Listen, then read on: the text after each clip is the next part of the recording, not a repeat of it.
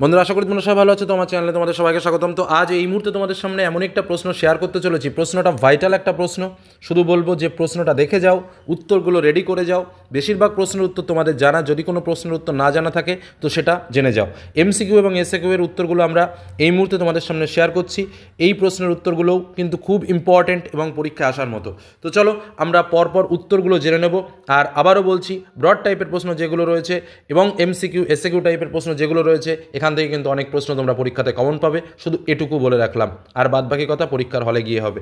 তো এখন চলো প্রথম প্রশ্ন। তো প্রথমেই যেটা বলবো, আমাদের 90 মার্কের পরীক্ষা, 3 ঘন্টা 15 মিনিট সময় থাকে। তো স্বাভাবিকভাবে আমরা কালকেই পরীক্ষাটা দেবো এবং আশা করব যে প্রত্যেকের পরীক্ষা ভালো হবে এবং প্রত্যেকে ভালো একটা রেজাল্ট করব। ঠিক আছে? তো চলো প্রথম প্রশ্ন আমাদের, এমন সময় ঘটলো সেই ঘটনাটি হলো। ঘটনাটি কি? ছোটো মাসির বিয়ে, তপনের লেখা গল্প, তপনের গল্প ছাপা হওয়া নাকি তপনের গল্প বাতিল হওয়া?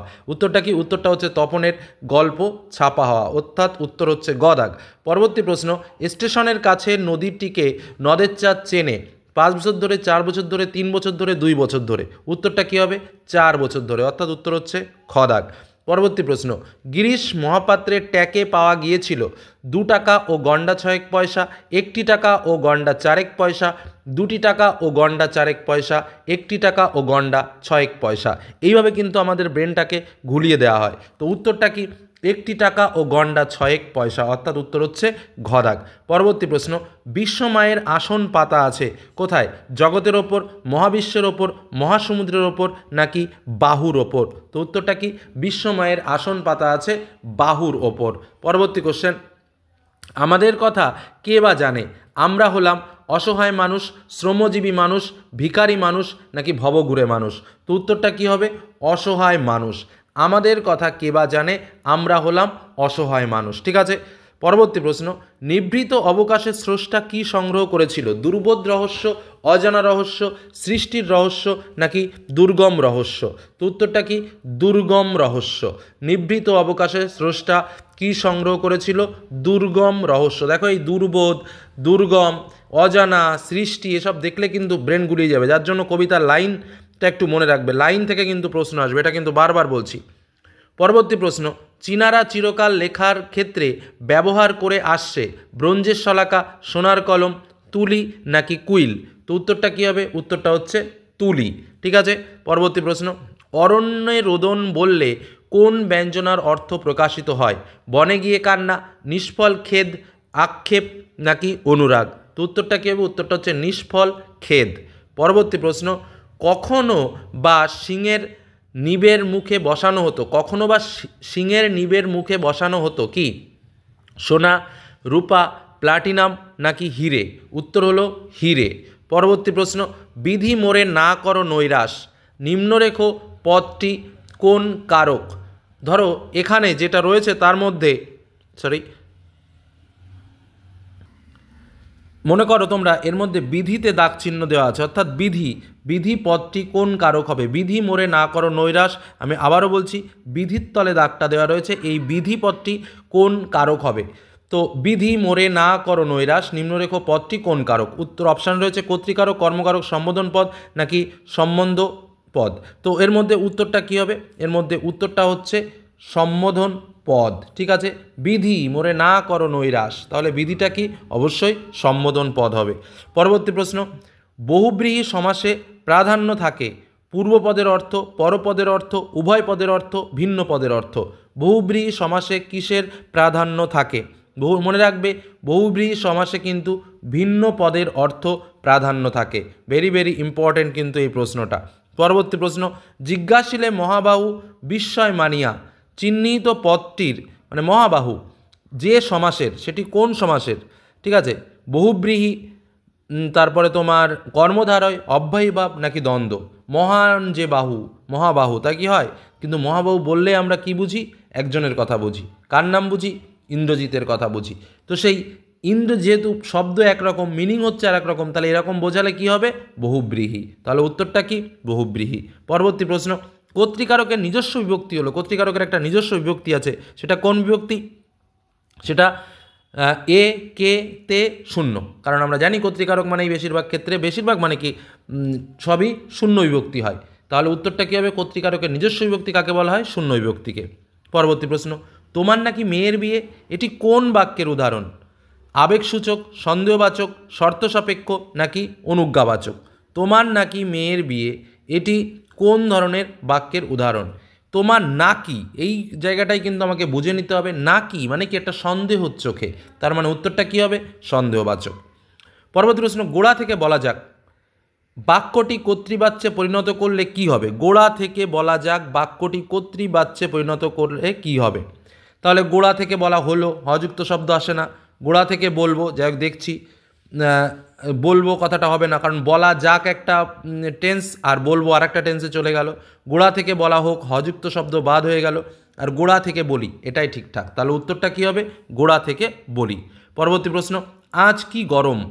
অর্থগত দিক থেকে বাক্যটি আজ কি গরম, এ তো বোঝাই যাচ্ছে কি হবে, কারণ লাস্টে এই সিম্বলটা রয়েছে, আর এই সিম্বল থাকা মানেই হচ্ছে আবেগসূচক, তাই তো? যাই হোক, পরে কোশ্চেনে চলে যায়।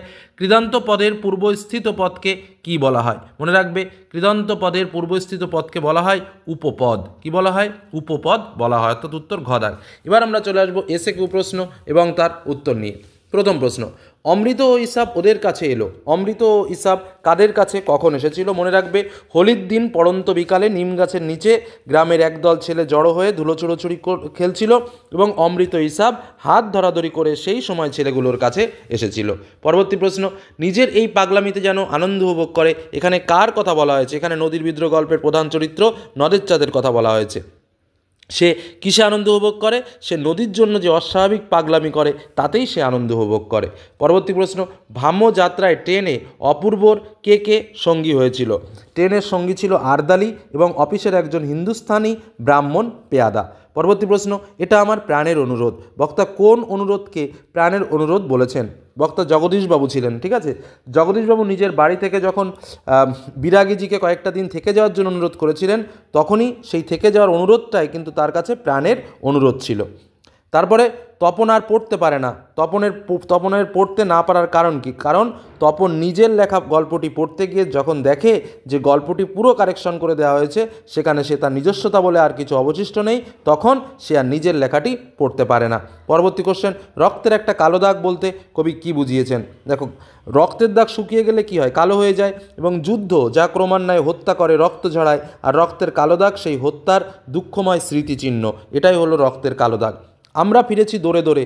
দৌড়ে দৌড়ে ফিরেছি কেন? তার কারণ হচ্ছে জীবনের বিপন্নতা থেকে, যুদ্ধের ভয়াবহতা থেকে নিজেদের বা সাধারণ মানুষকে রক্ষা করতে এবং শান্তি খুঁজতে আমরা দৌড়ে দৌড়ে ফিরেছি। এবং ফিরেছি কেন? না একটু শান্তির আশ্রয়ের জন্য। পরবর্তী প্রশ্ন, কৃপণ আলোর অন্তপুরে আলোকে কৃপণ বলা হয়েছে কেন? কারণ সৌর সংসারের সূর্যের আলো পৃথিবীর ওপর পতিত হলে কি হয়? আলোকিত করে দেয়, কিন্তু আফ্রিকায় কিন্তু আলোর প্রবেশ সবচেয়ে কম, যে কারণেই কিন্তু আলোকে কৃপণ বলা হয়েছে। পরবর্তী প্রশ্ন, কলঙ্কপিত ঘুচিবে জগতে, এখানে কোন কলঙ্কের কথা বলা হয়েছে? কারণ মেঘনাথের পিতা রাবণের কাছে রামচন্দ্রের বিরুদ্ধে যুদ্ধযাত্রার অনুমতি চাইলে ভাতৃশোক এবং পুত্রশোকে কাতর রাবণ মেঘনাথকে যুদ্ধে পাঠাতে চাননি। কিন্তু মেঘনাথ কি বলছেন? যে পুত্র থাকতে বৃদ্ধ পিতা যদি যুদ্ধে যায়, তাহলে জগৎ সংসার ইন্দ্রজিৎকে মানে বলবে, কি বলবে, যে মানে একটা কলঙ্ক লেগে যাবে, কলঙ্কিত করে যাবে জগৎ সংসারের কাছে, ইন্দ্রজিৎ তখন কলঙ্কিত হয়ে যাবে, ঠিক আছে? নেক্সট, ভেঙে আবার গড়তে জানে সে চিরসুন্দর, সে কে? সে হলো নবীনের দল। দেশের অরাজকতা এবং অন্ধত্বের বেড়াজাল ছিন্ন করে নতুন রূপে সমাজ গড়তে জানে, এখানে তাদের কথাই বলা হয়েছে। যে কোনো তিনটি প্রশ্নের উত্তর দাও, তারপরে রয়েছে, আচ্ছা ঠিক আছে, প্রবন্ধ থেকে। এই ছিল তাদের ব্যবস্থাপত্র। ভালো কালি তৈরির ব্যবস্থাপত্র কী ছিল? তিল, ত্রিফলা, শিমুল ছাল, ছাগলের দুধ মিশিয়ে লোহার পাত্রে রেখে তাতে লোহা দিয়ে ঘষতে হতো। এই ছিল ভালো কালি তৈরির ব্যবস্থাপত্র, তাই তো? কারণ লেখার পাতা ছিঁড়ে গেলেও এই কালি উঠতো না। পরবর্তী প্রশ্ন, কুইল কি? এটা তো একদমই সহজ। পাখির পালক দিয়ে তৈরি কলমকে বলা হয় কুইল, ইংরেজিতে বলে। আদিতে ফাউন্টেন পেনের নাম কি ছিল? Reservoir pen. সোনার দোয়াত কলম যে সত্যিই হতো তা লেখক কীভাবে জেনেছিল শুভ ঠাকুরের দোয়াত সংগ্রহ দেখতে গিয়ে। আচ্ছা, তারপরে ব্যাকরণের প্রশ্ন, অস্ত্র রাখো, নিম্নরেখ পদটির কারক ও বিভক্তি নির্ণয় করো। অস্ত্র কর্মকারকের শূন্য বিভক্তি। অভাব অর্থে প্রযুক্ত অব্যয়ভাব সমাসের একটি উদাহরণ দাও। আচ্ছা, যেমন ভিক্ষার অভাব, দুর্ভিক্ষ, ঠিক আছে, অব্যয়ভাব সমাস। আচ্ছা, তারপরে চলে আসো, তির্যক বিভক্তি কি? উদাহরণ দাও। তির্যক বিভক্তি তো বলাই হয়েছে, এর আগেও বলেছি, যে বিভক্তি একাধিক কারকে ব্যবহৃত হয় তাকে বলা হয় তির্যক বিভক্তি। যেমন কত ধানে কত চাল, এ কলমে লেখা যায় না, এরকম কলমে এই এ কাটটা। সম্বোধন পদ কাকে বলে? বাক্যে প্রয়োগ করে উদাহরণ দাও। সম্বোধন পদ কি? বাক্যে যে পদের সাহায্যে কাউকে আহ্বান করা হয় বা সম্বোধন করা বোঝায় তাকেই বলা হয় সম্বোধন বল। যেমন ওরে আজ তোরা যাস নে ঘরের বাইরে, এই ওরে বলে যে ডাকটা দিলাম এটাই হলো সম্বোধন। পরবর্তী প্রশ্ন, জয়ধ্বনি শব্দটির ব্যাসবাক্য সহ সমাস নির্ণয় করো। জয়ধ্বনি হচ্ছে জয় সূচক ধ্বনি, জয়ধ্বনি অর্থাৎ মধ্যপদলোপী কর্মদ্বারায় সমাস। অনুসর্গ ও নির্দেশকের একটি পার্থক্য লেখো, কারণ অনুসর্গ দ্বারা বচন ও কারকের বোধ নাও হতে পারে, কিন্তু নির্দেশক বিশেষভাবে বচনকে নির্দেশ করে। বাংলায় এমন একটি বিভক্তির উল্লেখ করো যেটি সমস্ত কারকে প্রযুক্ত হয়। ঠিক আছে, শূন্য বিভক্তি, এটা সকল কারকেই থাকে। আচ্ছা, এবং এই ধরনের বিভক্তিকে কি বলে? আচ্ছা, এই ধরনের বিভক্তিকে তির্যক বিভক্তি বলে। ঠিক আছে, তারপর হচ্ছে কোন সমাসে উভয় পদের অর্থই, দ্বন্দ্ব সমাসে, একদম সহজ কথা, দ্বন্দ্ব সমাসে উভয় পদের অর্থই প্রাধান্য পায়। আচ্ছা, তারপরে চলে আসো, উপপদ তৎপুরুষ কাকে বলে? আচ্ছা, উপপদের সঙ্গে কৃদন্ত পদের মিলনে যে সমাস নিষ্পন্ন হয় তাকে উপপদ তৎপুরুষ সমাস বলে। বহুব্রীহি পদটির ব্যাস বাক্য সহ সমাস নির্ণয় করো। বহুব্রীহি অর্থাৎ বহুব্রীহি যার, এটি ব্যাধিকরণ বহুব্রীহি সমাস, মনে রাখবে এটি ব্যাধিকরণ বহুব্রীহি সমাস। এবার আমরা আসবো 3 মার্কের প্রশ্ন। এতে দুজনের ভয় কেটে গেল, দুজন কে কে, দুজনের ভয় কিভাবে কেটে যায়? পরের প্রশ্ন, ধনজন যৌবন কিছুই নয় জগদীশবাবু, বক্তা কে? ধনজন যৌবনকে কিছুই নয় বলা হয়েছে কেন?